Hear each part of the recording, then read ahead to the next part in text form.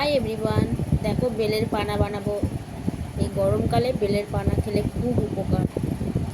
ভালো করে এটাকে চটকে নেব, দানাগুলো ফেলে দেবো। অল্প একটু নুন দিলাম, দিয়ে এর সঙ্গে এই বাতাসা ভেজানো জলটাও দেবো।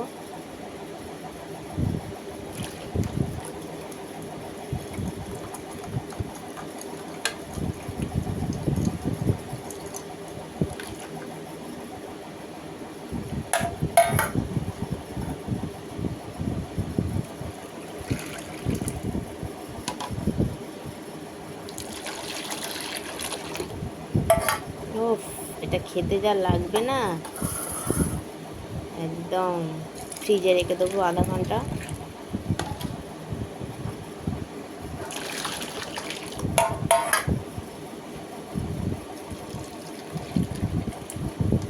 আর বেলের পানা রেডি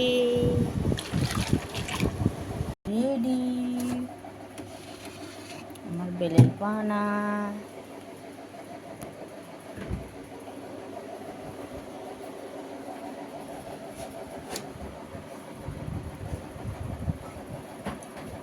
আমরা খেয়ে নিই।